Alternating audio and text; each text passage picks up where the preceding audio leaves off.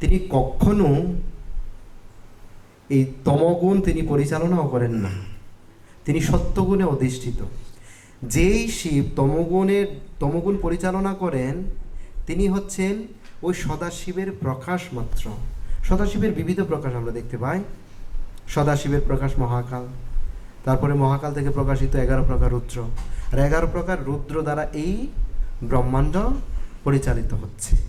ওই সদাশিব কি করেন? শিব সন্ন্যাসী শ্মশানবাসী পঞ্চমুখে নাম করে হরে কৃষ্ণ কৃষ্ণ কৃষ্ণ হরে হরে, হরে রাম রাম রাম হরে হরে।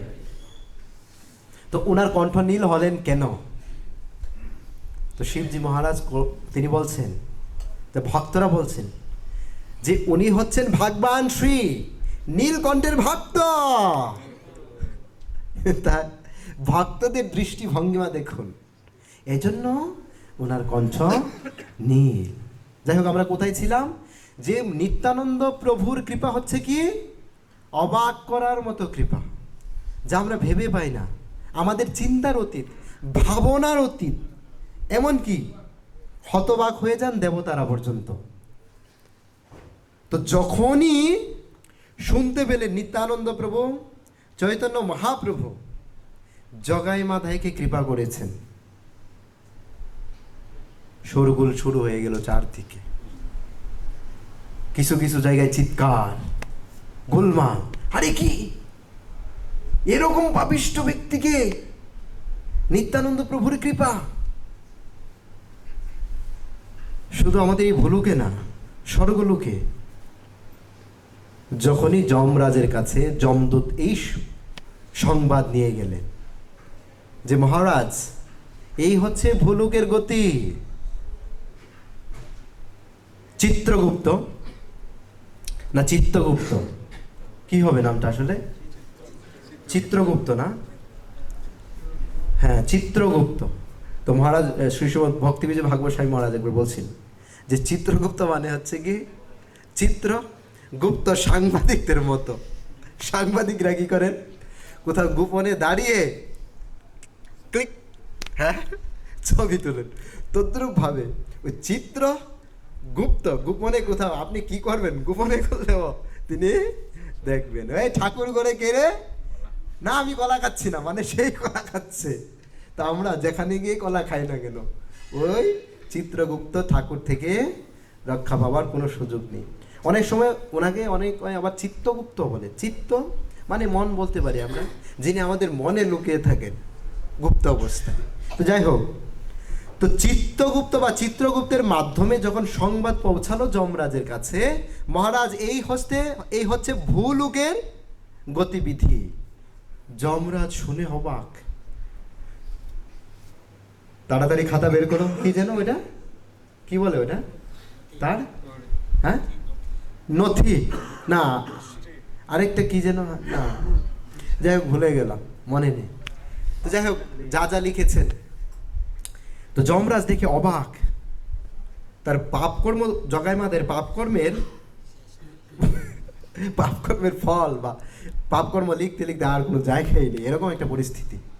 হ্যাঁ, জগাই মাদায় যদিও বা ব্রাহ্মণ কুল থেকে ছিলেন ওনারাও শাস্ত্র জানতেন, তবে ওনারা শাস্ত্র অধ্যয়ন করতেন যে কোন পাপ অধিকতর করলে অধিকতর পাপ হয়। হ্যাঁ, তো শাস্ত্রটা জানাটাই বড় বিষয় না, শাস্ত্র পালন করা হচ্ছে বড় বিষয়। কিন্তু আমাদের বেলায়, বিশেষ করে আমার বেলায় হয় উল্টো। হ্যাঁ, নিজের বেলায় নিজের মতো করি বিচার, অন্যের বেলায় শাস্ত্র দিয়ে করি বিচার। হয় কি না? অন্যের বেলায় হলে শাস্ত্র যুক্তি চলে আসে, আর নিজের বেলা হলে ভুলে যায়। তো যমরাজ জগাই মাদাইকে কৃপা করেছেন স্বয়ং ভগবান। তাড়াতাড়ি আমার বাহনকে বের করো। যমরাজের বাহন মহিষ। ওইদিকে কৈলাস থেকে কে আসতে শুরু করলেন বাহনে করে?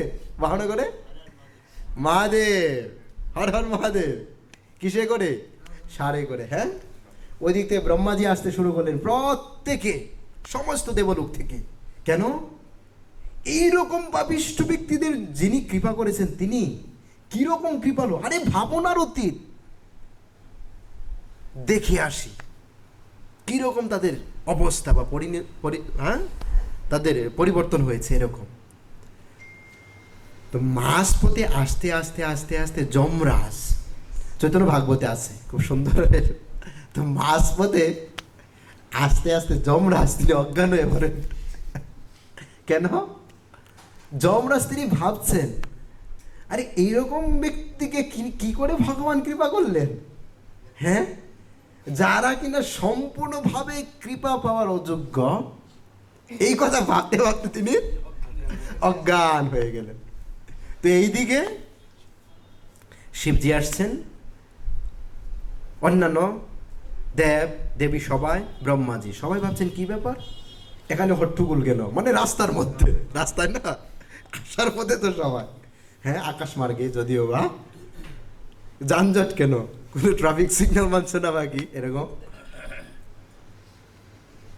তো ওনারা দেখলেন এই যমরাজের, যিনি দ্বাদশ মহাজনের একজন ভগবানের শুদ্ধ ভক্ত, ওনার এই অবস্থা কেন? এই কারণে। তাহলে কি করা যায় এখন? ওই সবাই ওখানে কীর্তন করতে শুরু করলেন, হরে কৃষ্ণ কৃষ্ণ কৃষ্ণ হরে হরে, হরে রাম রাম রাম হরে হরে। এই কীর্তন অনেকক্ষণ করার পর যমরাজ চোখ খুলে তাকালেন। তো সবাই আবার পুনরায় সেই নবদ্বীপে এসে উপস্থিত। সবাই গৌর সুন্দর ভগবানের জয়ধ্বনি, নিত্যানন্দ প্রভুর জয়ধ্বনি, সেই দুই ভক্তের জয়ধ্বনি করতে শুরু করলেন। ঠিক আছে, মোটামুটি সময়ের সংকীর্ণতা আমাদের সব দিকে দেখতে হবে। হরে কৃষ্ণ, নিত্যানন্দ রাম কি যায়, শ্রীল প্রভুপাদ কি যায়, অনন্ত অনন্ত কোটি গৌর ভক্ত বৃন্দ কি যায়, নিত্য গৌর প্রেমানন্দে হরে হরে।